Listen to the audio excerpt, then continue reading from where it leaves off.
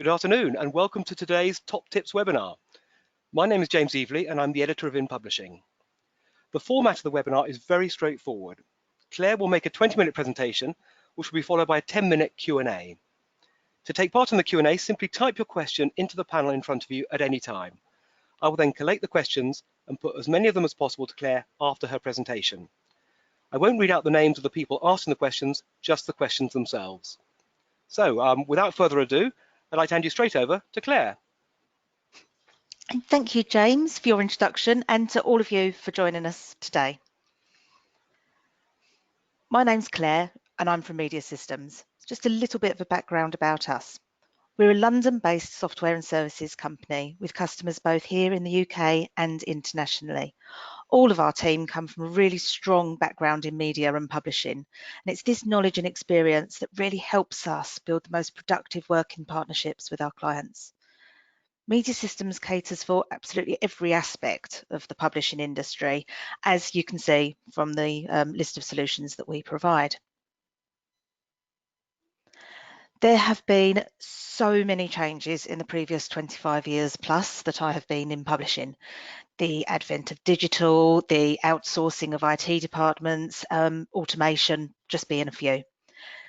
Some areas of the publishing business have benefited from the streamlining of processes, especially areas that are seen to increase revenue income.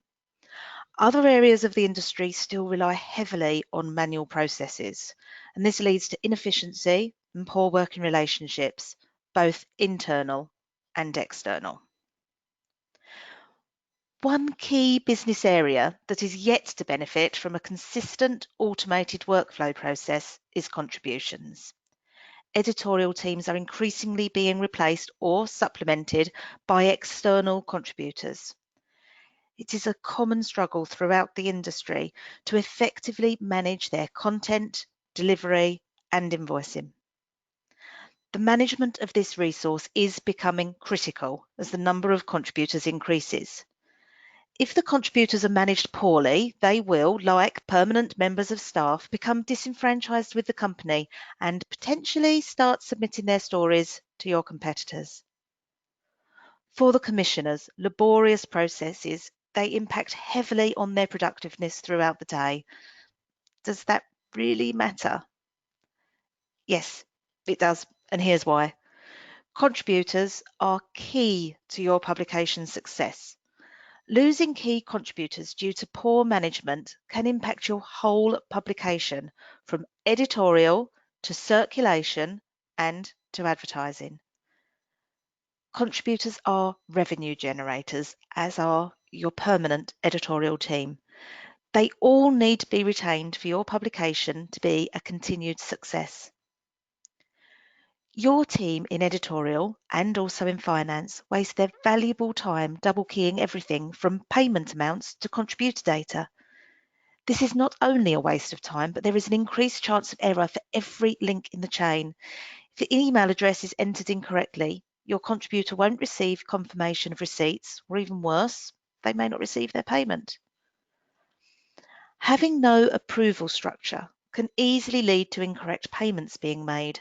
Now, keying an extra zero onto your payment, I doubt your contributor will complain, but your publisher will do. This will not only cost you money, but the time taken to rectify the error cannot be recouped. If there is no structure in place, some commissioning editors will constantly be checking authorisations verbally. Currently, time is wasted authorising payments your team should be working on more productive tasks. Wasting time is demotivating. Your staff will start resenting the admin side of their role, and this negativity is contagious. It will seep through to the rest of their work. This means editorial quality will be reduced. Too much time being wasted chasing commissions, authorisations, payments. With your editorial team managing tasks that are not directly related to improving your editorial output, the editorial will suffer and readership figures will be reduced. With declining readership figures, your advertising teams will have to reduce their rates. No one wants to advertise in a production or in a publication that does not have any readers. Now, of course, from the contributor's perspective, if the process is inefficient, if they don't get paid, if stories are lost, confirmations and updates are not received, they will stop working with you. They will stop submitting their quality stories, which will again have a direct result on your editorial quality. Without good editorial, there are no readers, no advertisers, and no revenue. Let me stress, the workflows you introduce should not dominate the commissioning editors or finance team's days. The management of the contributors and their contributions can be improved by following some simple tips, which we will now take a look at. Your members of staff spend years building relationships with contributors. Having had a chat with some staff regarding the impact of GDPR, I was assured that they didn't keep contributors' details on their desk. No, they kept them all in personal notebooks on their desk or in Excel spreadsheets, and some of them, or one of them, even saved the Excel spreadsheet onto network drive that was accessible by their colleagues. But their colleagues didn't know it was there and didn't actually know they had access to it, so it doesn't really count. So tip 1 is to store contributions centrally. Let's put aside the implications of GDPR and data protection here. There have been webinars upon webinars covering the joys of GDPR, and you are fully aware that keeping personal data of contributors in the format of a book on a desk doesn't exactly comply. But here's another point. What happens when staff leave? Do they take their book with them? Do you have access to the spreadsheet on their desktop? Do you have an easily accessible record of all your company's contributors? As a publisher, we want, we need a record of the contributors, their payments, their stories. They are not an individual's property. This is just one of the reasons for storing all of your contributors and their contributions in one central location. Allowing users to see all contributors will help avoid duplicate accounts and commissions. This will save users time, no more manually entering in names and addresses onto a spreadsheet or a book on their desk.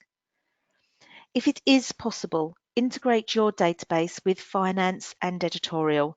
This will save the users in all departments from double keying, saving time entering data and reducing the chance of errors occurring.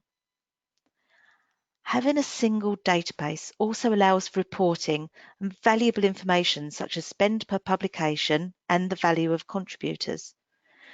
They don't just show you what has been authorised, they can show you how many commissions are still outstanding. Year-on-year reports can help you quickly manage budgets. They can help save time and generate revenue. They are the most valuable asset of a single system. When staff are overwhelmed with work, authorising commissions, entering data, etc., the resolution is often perceived to be hire more staff. Certainly, the teams, they will say they have too much to do and more staff required. We know in this economic climate that is unfortunately unrealistic. Throwing people at your contributions problem is not only an unlikely, costly measure, but is also a very short-term solution, as the need for more people will only grow again as the increase in external contributors grows. So tip 2 is use a common workflow. So instead of throwing more staff at the issue, adopt a consistent workflow for the whole contributions process that every appropriate member of staff is aware of. The workflow should be effortlessly simple with minimal training required, and it should encourage its use and reduce the chance of errors.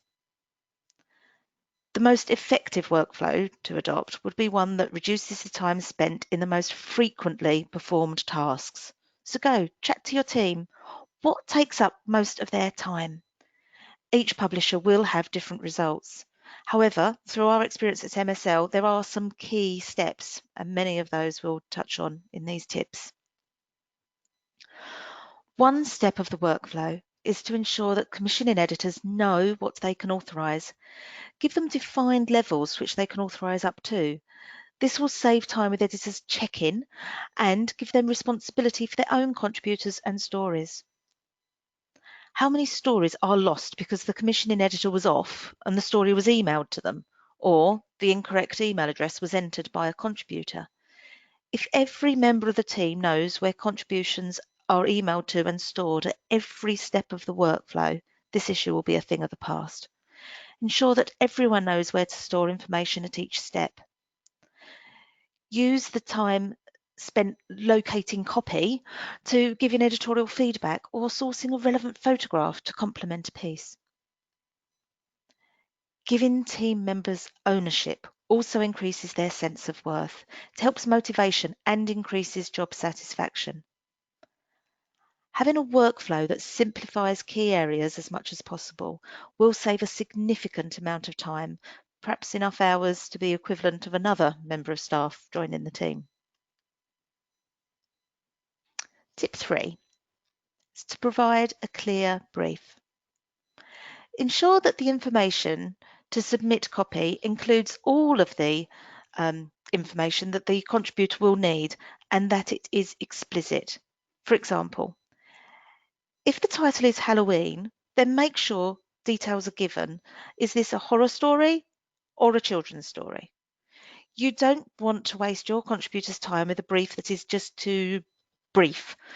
And I know, I appreciate it does sound like I'm stating the obvious here. However, important information is often left out of emails. So ideally, put the brief in a templated email so you have prompts as to what to include and an audit trail, which will reduce errors and misunderstandings later. Essential information would be copy deadline, title, summary of requirements, word count, publication name, payment terms, full terms and conditions, including syndication and copyright details. Having these as headings in a templated email will ensure that all of the information is included. Now, entering information onto one of these emails has been recognised as a huge time-saving improvement on the sites that we have visited. Any changes to the brief needs to be emailed to the contributor immediately. And where possible, automate this. Save your team's time and reduce the risk of errors. Now, submitting commissions should really be plain sailing. The contributor should not have to send multiple emails, and your team should not have copy in drop boxes scattered across your network. So we recommend that you use a single submission portal. Upload commissions to one central place. Ideally, then send them to a digital asset management system where they can automatically have metadata tags applied. Important point to note though, ensure your portal can accept common file formats for texts and pictures. Ideally, the portal should perform validation of content and security checks. Please, please, please make sure you don't get a virus. The logon to your system must be secure and referenced correctly. Make sure the file is uploaded to the correct contributor and their story. You do need to be aware of how GDPR legislation affects storage of personal data. Speak to your GDPR controller. Ensure that they know about the existence of your contributions database. And also ensure that you have methods in place to delete contributors from the database should they exercise their right to be removed. And I promise, that's the last time I'm mentioning GDPR. The contributor should, of course, receive confirmation of the upload and again, confirmation once the payment has been approved. This transparency enhances your relationship while reducing the time your team spends on admin. Manually sending confirmations is a drain on resources that is just not necessary. Well, we are in the communication industry. We really should know how to communicate. Nonetheless, tip 5, always stay in touch. It still needs to be emphasised. We need to communicate effectively and efficiently. Time should not be wasted because we are also in the publishing industry and we have deadlines. Ensure that all changes and receipts are acknowledged and that payments are made on time. This increased communication will limit the number of emails your team receive asking for more information. The more communications that are automated, the better. This will reduce the time your team spends dealing with contributors. It's also worth ensuring that changes to bank or contact details are confirmed. Ideally, this is automated to minimise the work for both your finance and editorial teams. Emailing commission requests to reduce the time spent speaking to the contributors. As interesting as those conversations can be, they can be very time consuming. But of course, the email will also provide all the details of the brief, which, as they're in writing, will reduce misunderstandings and again, save more time. Your contribution or contributors' relationships are just so valuable. So you need to make sure the conversations you have with them are positive and productive. When commissions are uploaded, these should be done so with full visibility, so the contributor knows when their story has been received. Confirmations should also include your terms and conditions, or at least a link to them. Make sure that your contributors have full access to your terms of business. Again, this will help reduce misunderstandings in the future and save time, as your contributors will know that their story has been received and what will be happening next. Contracts encourage contributors to submit stories to you on a regular basis. When a contributor submits copy to you regularly, they build a sense of loyalty with you. They're more likely to choose to work with you in the future. Incentivize contributors to sign up by giving them easily deliver mechanisms and increased communications. Automating their monthly payments will also save your finance department time. Now, contracts are usually managed out of a system, but managing them centrally will make reporting on them easier and make them quicker and easier to use for your commissioning editors. We have found that the administration of contracts in publishing departments is a common drain on resources, whereas if they're used efficiently, they can save both time and money. With the time saved emailing efficiently, your team are going to have such more productive conversations with your contributors instead of laborious, boring, administration-driven ones. At any point in time, a business should be able to give a cost of a product, and publishing is no different, and advertising departments will testify to that. Every percentage fluctuation from budget is accounted for within advertising, and editorial should be no different. However, having manual or paper systems are notoriously inaccurate. Figures are not live and incorrect information is easily entered. Tip 6, therefore, is to keep your information consistent. With a central database, there can be data validation to ensure accuracy, and figures can be checked and reported on instantaneously. Enable your editorial department to have access to the value of contributions. Having this overview will help give them an appreciation of the story. The information they have should be live, giving a totally accurate overview of the publication. Having up-to-date accurate figures for the future publications will help with forecasting and planning future budget requirements. The reports and their values will be consistent through editorial to finance, all the way through to your management information reports. Encourage commissioning editors to stay within their budgets by giving them visibility of live figures. Now, asking for financial reports from your team, they can often install dread due to the huge amounts of paperwork and cross-referencing required. But this is not going to be the case if the figures are accurate and centralised. Whenever possible, integrate the contributor database with finance. And this will save double keying of data, and at the very least have a CSV file that can be imported in. Having a single point of data entry is the real key to keeping information or keeping incorrect information, from spreading throughout the system. When changes are made to the contribution system, make sure it is reflected in the finance system. Ensure that finance know about any changes.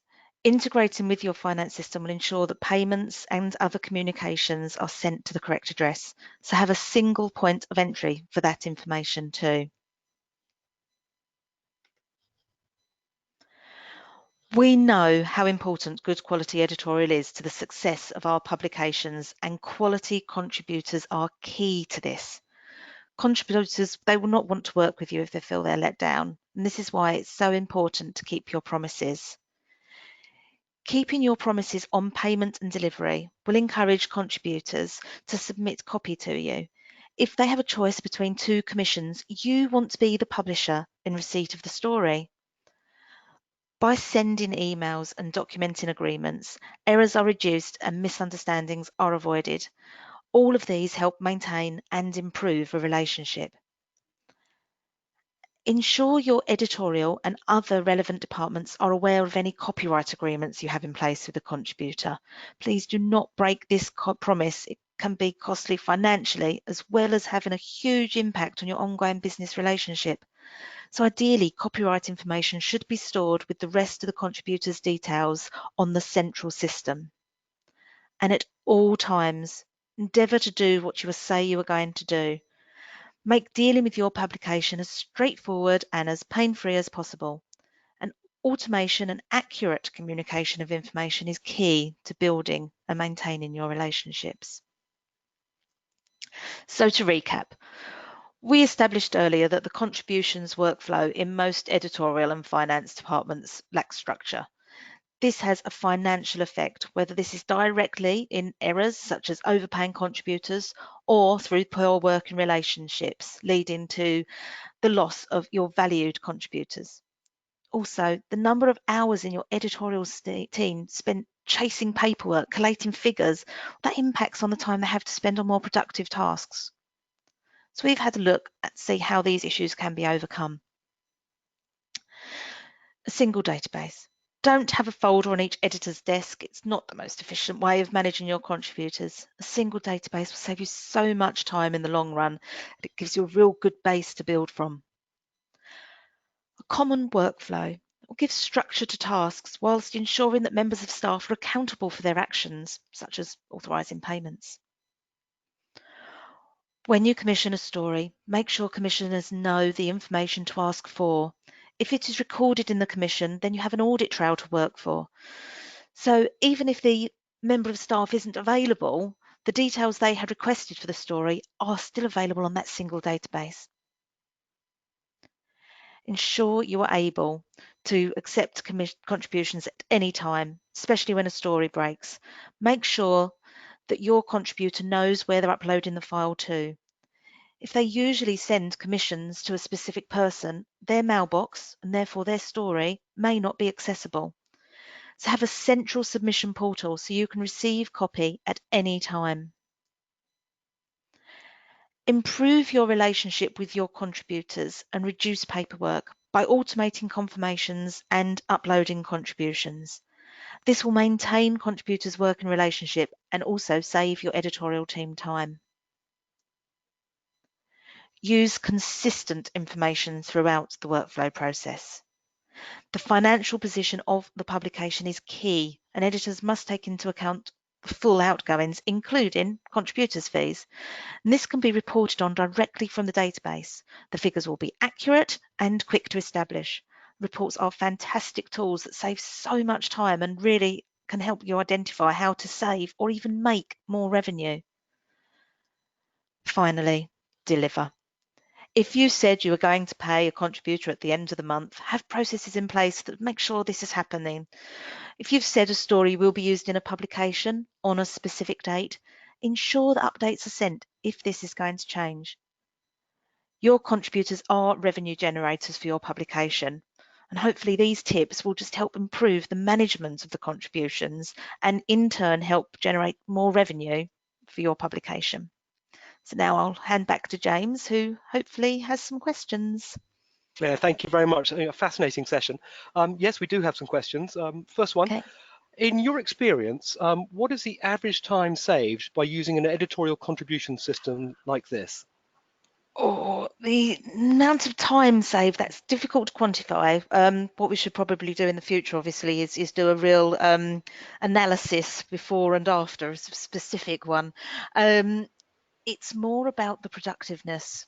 It's more about how people feel in their job role. They feel more productive. They feel like they're having more of an impact in the department rather than doing the mundane administrative tasks that just seep out the enthusiasm from the editorial department.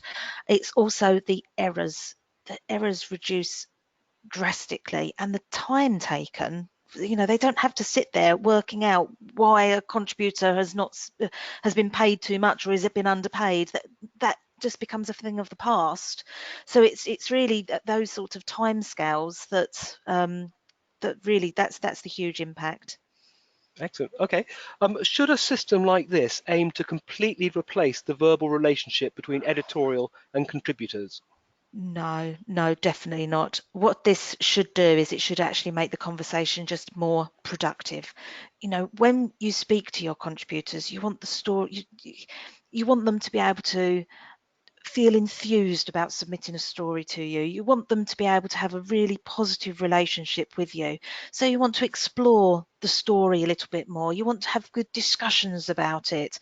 You don't want to be answering questions like, when is my check coming, or asking information to clarify the information about a story. You want it to be very productive, and that's really what it's really key is to make your conversations more efficient and more effective as well.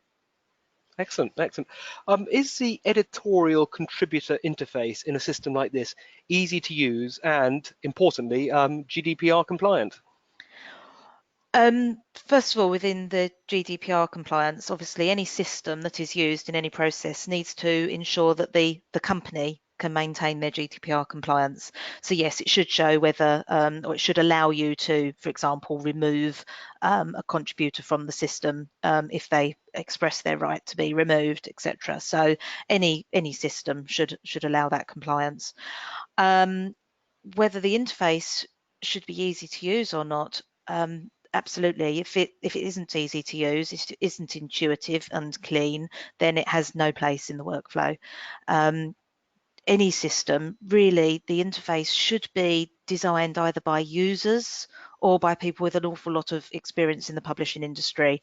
It should not be designed by techies, as it were. There should be a lot of user experience that's put in place, because any supplier would expect you to be sitting in front of a system for 7-8 hours a day using it, and you need people to want to do that and to be able to feel happy about sitting in front of a system, and therefore the design of it needs to be absolutely spot on.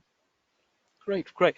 Another one, Claire. What are the key benefits of commissions being managed in a central location from a finance point of view? From a finance point of view, definitely they can choose really between manual or automated payments, by having the payments being from one central location being sent then to their finance system. You can also then, of course, have two-way interfaces. So the information, any transactional information, can be sent from one central location to the finance system, and then any pertinent information can be sent back again. And that's really the key there, is the fact that you have one point of entry, either in the finance system or in the central system for any updates. One point of entry as opposed to multiple ones, which means that the risk of errors is drastically reduced. You can put in data validation as well into the system, so that the information just gets passed from one point to the other without too many links in the chain that can give errors. So it's it's the amount of reduced errors, the transference of transactional information as well. Okay. My team are very possessive over their work and quite resistant to change. Any change to their work practices is seen as a negative. Any tips for selling changes to them? Yeah, we have found that some teams are, they've, as I said earlier, they've spent years building up their list of contributors, and they're their contributors, aren't they? They're, and they want to keep them close to their chest.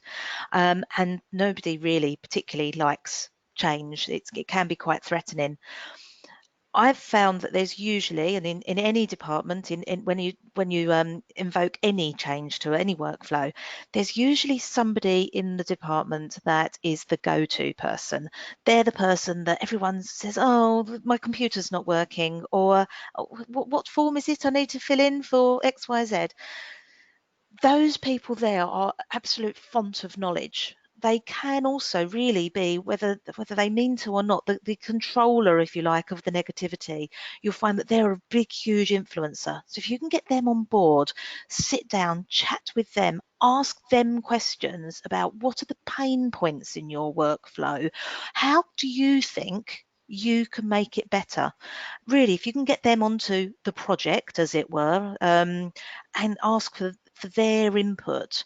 With clever questioning technique, you can usually get their ideas, and with you can get them to perhaps come up with the ideas of a new workflow or ways to reduce the errors. And of course, once they've come up with the ideas and they're involved in the project from day one, the amount of positivity and the amount of buy-in there is it's priceless, to be perfectly honest. And they, of course, then will become the new owner of the workflow, so that they will be your point of contact and real hub of positivity as well. Okay. How easily does a system like this integrate with existing financial systems? Providing the financial and indeed editorial system as well, providing it has obviously an open API, then you should be able to, any supplier should be able to interface with it.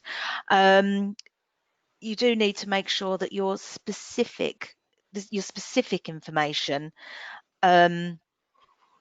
is sent over. So only you need to clearly define what fields you want to be sent over from one system to the other, and then once you've got that information, because it wouldn't necessarily be every single field that you would want sent to finance, so you need to clearly define it right from day one, and anybody should, a decent supplier should be able to help you to do that.